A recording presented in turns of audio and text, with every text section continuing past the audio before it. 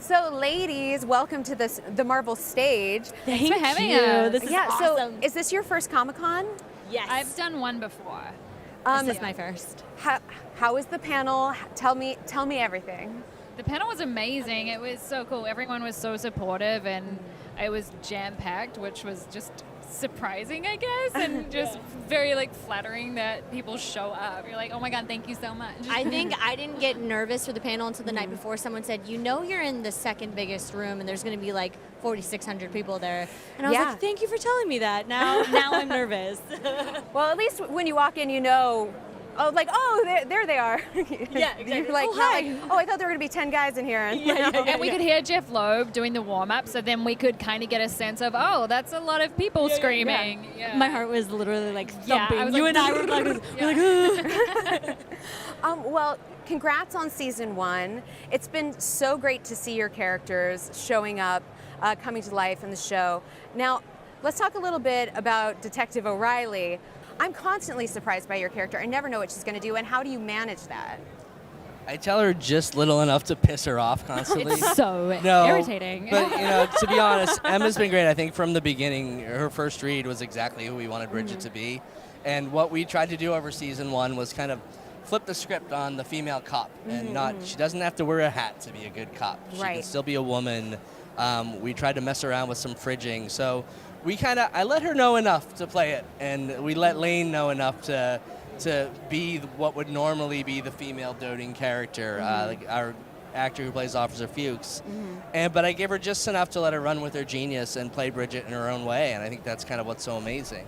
And the one thing that I just appreciate so much about Joe, and this is what makes him so wonderful, is Joe, through and through, he'll never say that he is, but he's such a feminist. And so he always comes to us and he's like, I want to make sure I'm not missing anything and that you're cool with this and keep, the woman in my life to keep me in check.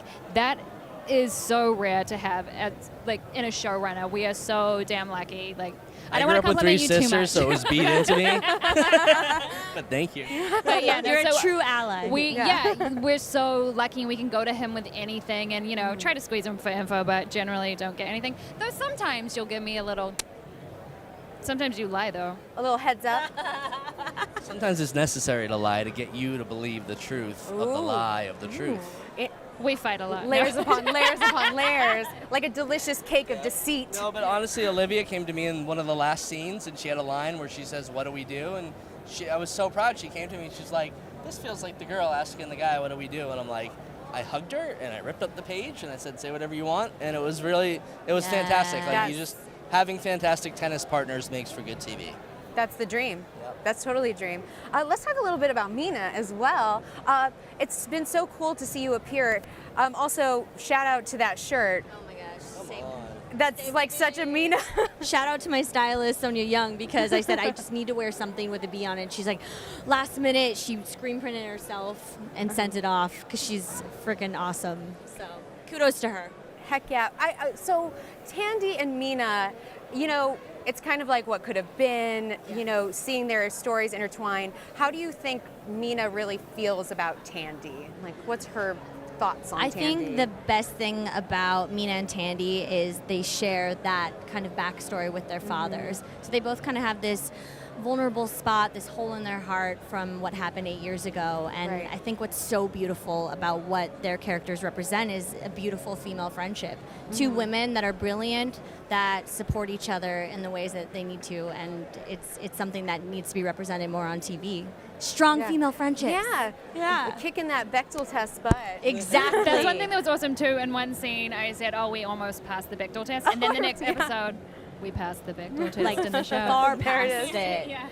Which is so exciting. It's such great progress. And like Emma said, it's freaking Joe Pekaski. And a room full of really, really talented writers and strong-willed women who keep me in check all the time. And I think that you do really notice that with our show, that it is a diverse writer's room, and that's such a testament to how important diversity is, because then you don't get this scene, which as female actresses we get all the time, where you're like, a woman wouldn't say this. This is a one-dimensional character. There's nothing interesting here. Yeah. So as soon as I read the character breakdown for Bridget, or Bailey, I was like, I don't know who is behind this, but someone who's really wanting to change things and push things forward for women. I mean, it sounds like such an incredible experience. You mentioned the writers' room. Do you guys get to talk to the writers' room somewhat? Or I have to shout you out. get to talk to this writers' room, clearly. I actually had Our writers love our actors, and they reach out whenever they can. I mean, Yeah. Jenny Klein the day that pretty much is Mina Hess if you She meet Jenny is. Klein. Oh, really? I always talk about Jenny Klein because her heart and soul is Mina. I like love that. she is the one that researched everything, and she cares so much about the bees, and she like did all her bee research and everything. She really just cares about the environment, and she's such an incredible woman. So all the credit goes to Miss Jenny Klein. She's fantastic. We lit a lantern at the end of episode 8 for Tandy's dad, and it was because Jenny Klein refused to let us put a balloon up because it might hurt an imaginary bird Oh my God. on our show. That is why we all love Jenny Klein. And that's why we love her. Do I do a little plug here? You're going to be so irritated with the best thing that you can do to save the environment is go vegan, just saying. Shout out. She is the ultimate vegan queen.